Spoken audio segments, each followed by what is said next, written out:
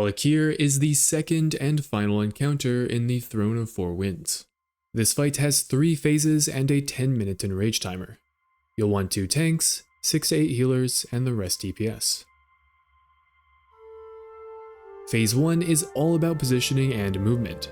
Most of AKIR's mechanics utilize area denial in different forms, and we can actually categorize these abilities into 2 types. The first of which being what I'll call forward and backward mechanics. In other words, every one of the following abilities can and should be handled by going towards the boss or away from it. Starting with the tank mechanic, AKIR cannot move. Thus, if at any point his primary target runs out of melee range, he begins channeling Electrocute, dealing increasing nature damage over time. This ability will make it so that your main tank will generally want to stay in melee range of the boss. However, it's not the end of the world if the tank has to run out of melee range for a short while. Just run back in as soon as possible. Next we have Windburst. AKIR deals raid-wide nature damage, knocking players back. It's important to run into the boss before Windburst goes out. Otherwise, players risk being knocked off the platform. If you get knocked off, you'll be caught by the wind and returned to the platform after a short while. But in general, getting knocked off isn't great because you lose control of your character during this time. AKIR also uses Static Shock every 6 seconds to all players in melee range. This deals negligible damage but will interrupt your cast. Thus, caster DPS and healers should position outside of melee range. Just be sure to run in before Windburst to avoid being knocked off. The next mechanic then is Squall Lines. Every 30 seconds, AKIR summons a wall of tornadoes that rotate around, spanning the width of the platform.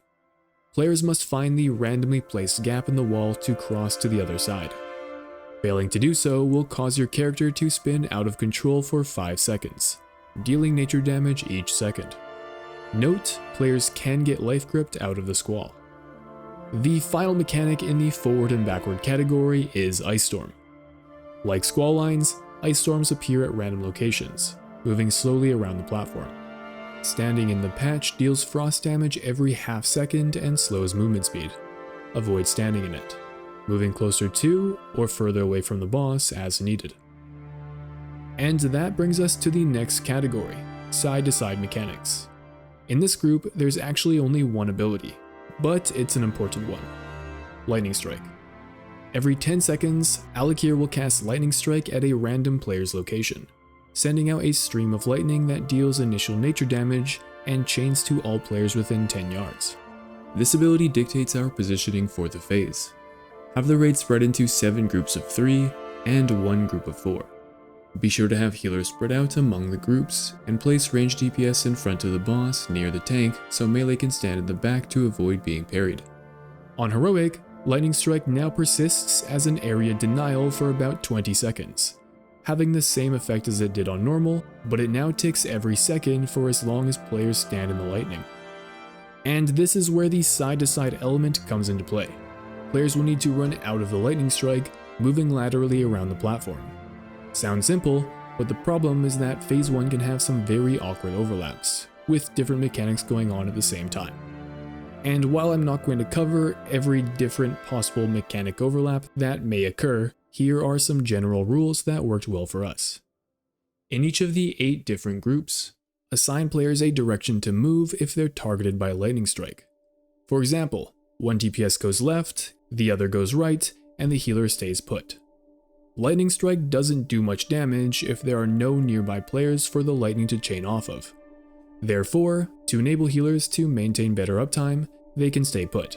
And by assigning directions for our DPS players, we lessen the likelihood that a follow-up adjacent Lightning Strike hits a big group of players. However, and very importantly, players must always be on one of the 8 stack locations. Getting targeted by Lightning Strike in between 2 groups will result in both groups taking a lot of damage, and this often has a domino effect. In fact, for our raid, this was the #1 cause of wipes during progression.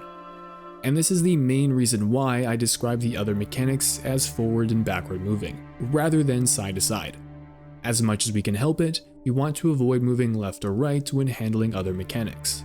Otherwise, we risk baiting Lightning Strike in a bad position. Additionally, for DPS players assigned to running left or right, after moving for a lightning strike, your biggest priority should be returning to your group once the lightning strike dissipates, even if this means having to run through an existing lightning strike. As long as several people aren't running through it at once, the damage is manageable. Pop a movement cooldown, use a defensive, and run back to your original position. One final note for Phase 1, this part of the fight is the most difficult to consistently get down. But don't get discouraged. As you progress through this encounter, you and your raid team will develop habits that you'll learn to play around and utilize to make this phase more consistent. My advice to that end is to talk through it as a group, because the solution, even if it's the wrong one, will work much better if everyone is doing and expecting the same thing.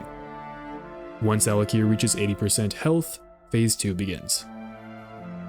In Phase 2, AKIR will no longer use his Phase 1 mechanics with the exception of Electrocute and Squall lines, thus allowing players to stack up near the main tank for more efficient raid healing, which will be necessary for the first of 2 new mechanics this phase. Acid Rain. AKIR applies Acid Rain to every player in the raid. This debuff deals nature damage every second, and a new stack is applied every 15 seconds. This mechanic functions as a soft enrage. Your raid needs to push the boss to 25% health, triggering Phase 3 before players rot out to high stacks of Acid Rain. Note that classes with immunities can reset stacks of Acid Rain and should plan on doing so. Save abilities like Cloak of Shadows, Ice Block, and Divine Shield for this phase. In order to phase the boss in time and help players meet the DPS check, Stormlings will spawn every 20 seconds at a random player's location. Have an off-tank pick these adds up and tank them off to the side. Killing the add applies feedback to the boss, a stacking 10% damage taken debuff. So, the idea here is to chain multiple add deaths together, accumulating high stacks of feedback. On normal difficulty, feedback lasts 30 seconds. Have ranged DPS kill the add once it spawns in. It deals nature damage to nearby players, so melee DPS should avoid going near it. On heroic difficulty, feedback only lasts 20 seconds. Therefore, to prevent feedback from falling off, plan to accumulate 2 to 3 adds before killing the first one. Then, once the first add is down, the goal is to maintain stacks of feedback by killing the Stormling right before feedback expires. But if you cut it too close, you risk dropping stacks entirely. We found killing an add with about 5 seconds left on feedback worked well. To that end, mark the adds that spawn in and communicate which add will be killed next. This enables ranged DPS to get the add to low health before the call is made to kill it outright. Additionally, the nature damage caused by Stormlings also causes nearby players to take 25% additional nature damage. This effect stacks with multiple Stormlings. Because of this effect, it's important the adds are pulled out of the raid ASAP, and positioned away from the main tank. Having a Blood Death Knight with grip assigned to this role is especially helpful.